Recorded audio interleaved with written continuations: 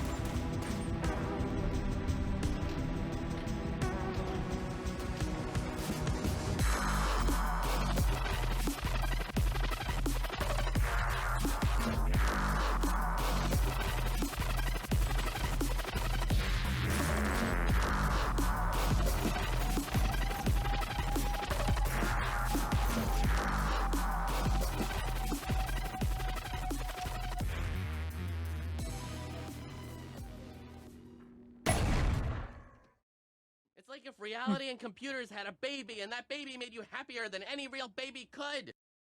You know, I've been around the gaming sphere for a while now, but actually probably for most of my life, which kind of sounds sad saying it out loud, but not the point of the video. And I've seen a lot of people play with VR, you know, seen a bit of VR videos on YouTube, but I've always wondered, is it actually worth it for the average gamer to get a VR headset? Because it always seemed like this, I don't know, gimmick, not really a real thing. Like, if I imagine myself playing a video game, I don't imagine myself putting on a VR headset. I imagine grabbing, I don't know, a controller or keyboard and mouse and just playing it.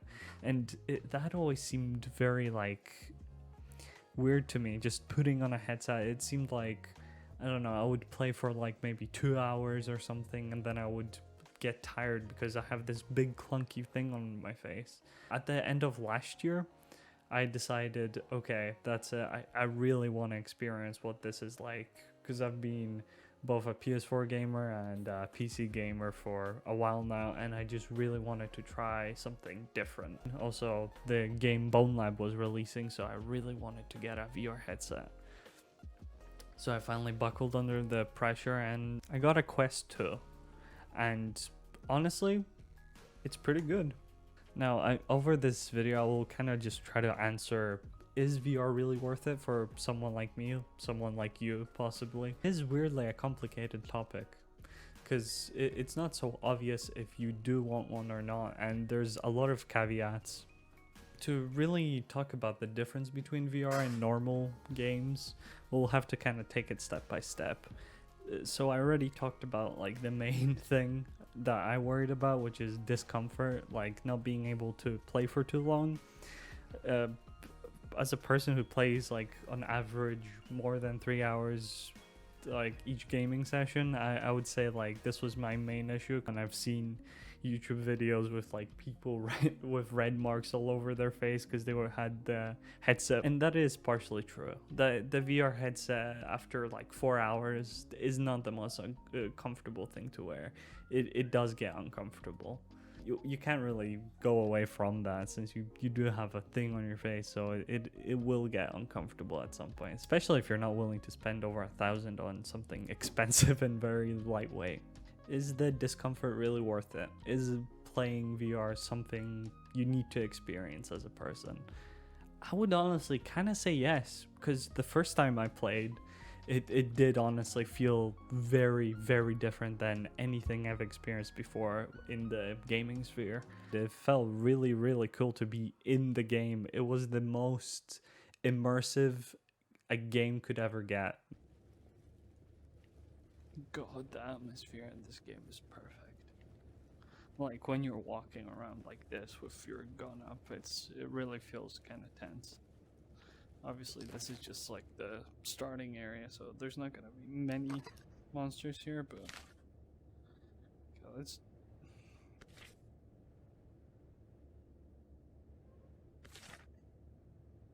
should go to the village.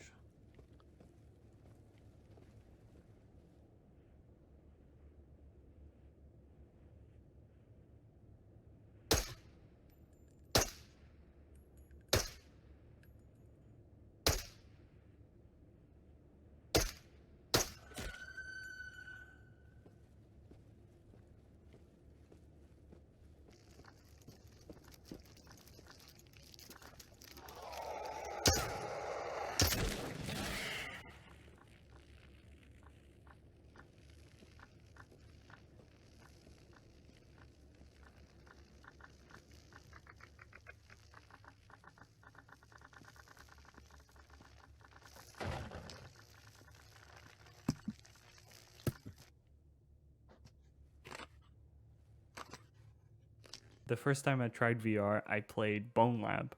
Bone Lab is a very great game to start.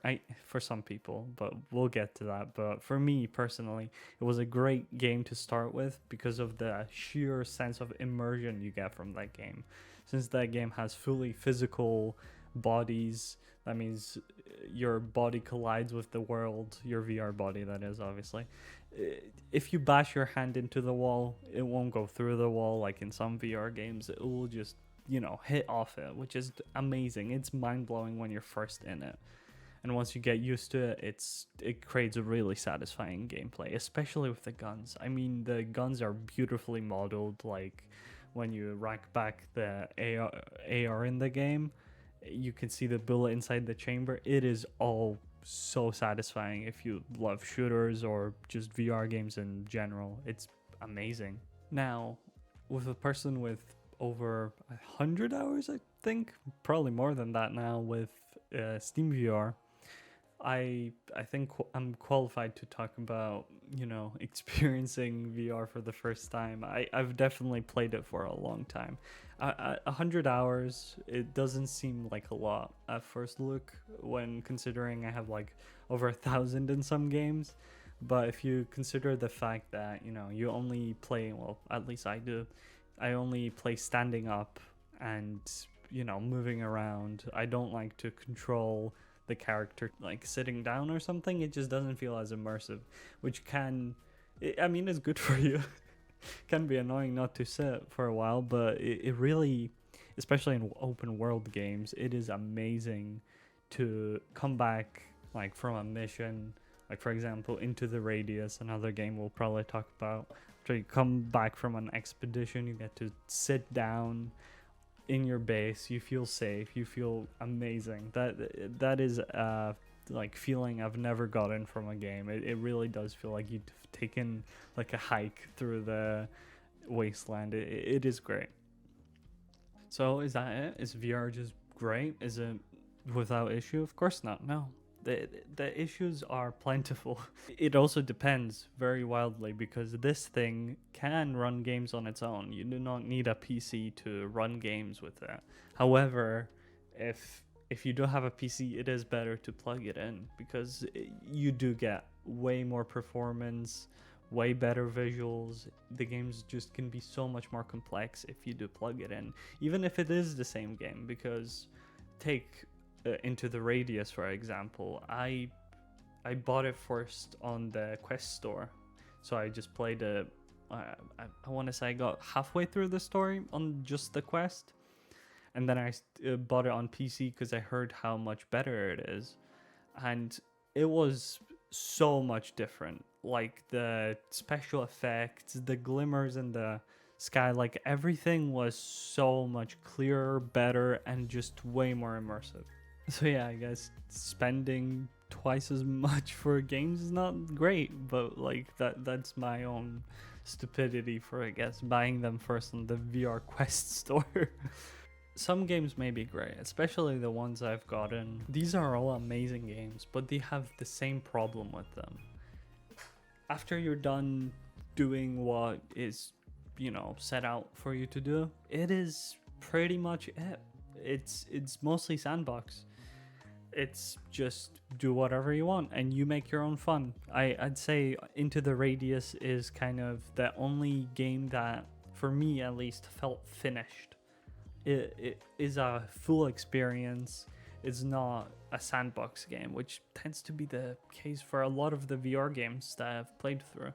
I realize there are some good games in VR that are story driven, but there isn't a lot of them. It seems to be the case that a lot of VR games just fall into the sandbox nature, which just I really like sandboxes. I could play them for hours upon time, but for some people I know that's a very big issue. I understand the point as well. I feel like sandboxes can become boring on repeat playthrough. I mean, cutting off people's heads is fun and I could do it for hours. I don't know what that says about me, but you know, after a while, you know, we might be cutting off people's heads with different swords, a lightsaber, I don't know. But after a while, it can get boring as well. It doesn't have infinite playthrough, especially if the game doesn't get updates that constantly. Some of these games like Blade and Sorcery will have a more, you know, I guess game structure later, but it is in development. I mean, it is the case if you do buy a early access game. Half-Life Alyx is probably one of the better games when it comes to this, because it is finished. It's a full product. You're not ever feeling like this isn't a finished game. It's story driven. It has amazing gameplay physics. Not every game is like that. Most games are not, in fact. Most games that I have are not like that. That's why Into the Radius stands out so much for me, because it is open world. It is a little bit story driven, but it still has that VR charm that I really like. It feels like a full-fledged world, which is very rare for VR. It is hard to put in more than 100 hours into any VR game. That's the main problem I have with them. They are not replayable enough. The process is so much faster playing on PC. You turn on the PC, you launch the game, you're in. That's it. When it comes to VR on PC, it's turn on the PC, plug in your VR headset, go into the VR, enable whatever it is you need to enable, then you take off the headset, then you put it down, then you need to turn on VR, like Steam VR, if the game requires it. Some games do, some games don't. The ones that have it run worse, I'll be honest. Either way, if it runs fine, great, cool. Now you can finally turn on your game, get on your headset. Oh no, it's out of charge. You can't play for too long. But if you spend a lot, I bet a lot of these issues would be fixed and stuff like that. But like if you're more of like a casual person who has a PC, like a really good PC, I think it is a bit of a hassle to play VR like every day, especially if I had university going on at the same time. That would just not be, you know, doable for me.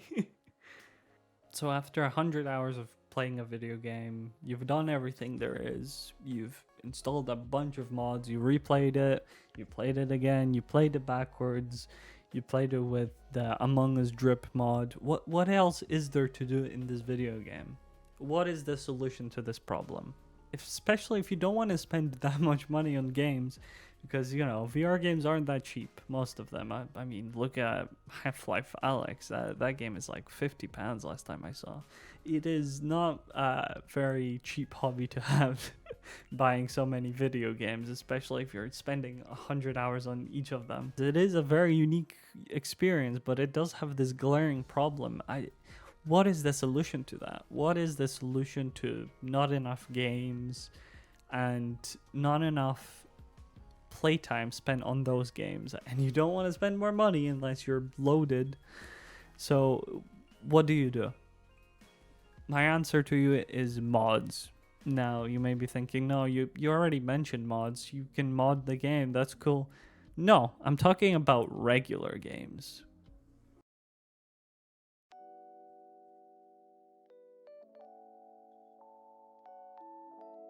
Whoa, this is so cool.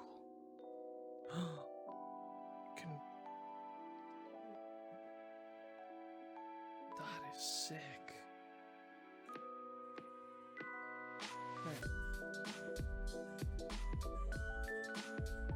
This is so weird.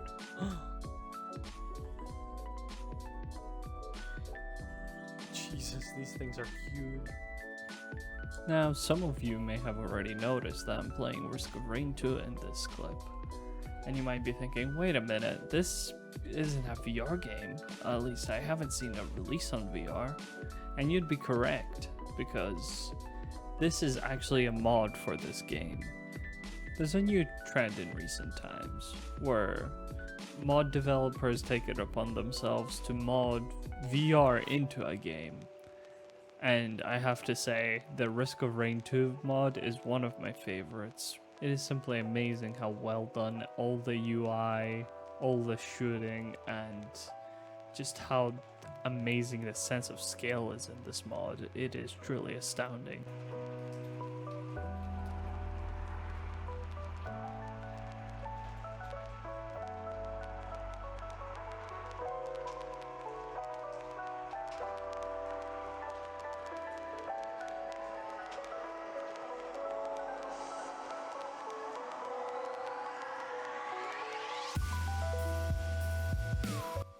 It is so amazing that a person without being paid can write code for not their own game, somebody else's game, and have it be so polished.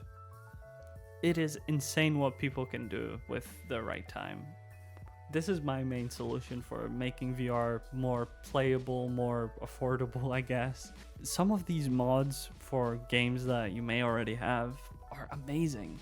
And they transform the games you already have into this unique experience. If you're very familiar with Risk of Rain 2, playing VR on Risk of Rain 2 will feel amazing. It will feel like you're in the game and it's so immersive. It is totally a different way to play the whole thing. I mean, the sense of scale, the sense of atmosphere, it is just unrivaled when it comes to VR. Same thing when it comes to games like Red Dead Redemption. Those have VR mods too, and they're amazing. And you can't forget about Minecraft God. Minecraft is just so amazing in VR. And combined with the fact that you can play that VR mod with friends that don't even have VRs, if you have your own server, which also costs more, but you know, ignore that. Anyway, if you are playing with friends, it is also great fun just to be in VR and just it is truly a amazing experience. To conclude, VR is one of the most unique ways to play video games. I think the sense of realism, the sense of immersion, everything like that is just amazing in VR. And there are a few issues with it, yes, but to the common gamer, it seems like maybe a pretty good time to get into VR. I mean, some of them are cheap, and if you have a good PC, I would genuinely recommend buying some sort of cheap VR that you can plug into your PC, because yeah, it's worth it. For me, I don't regret buying it. I do get enough use out of it that I don't regret it, and it is fun to play VR games with friends or play non-VR games in VR, and that's amazing to me.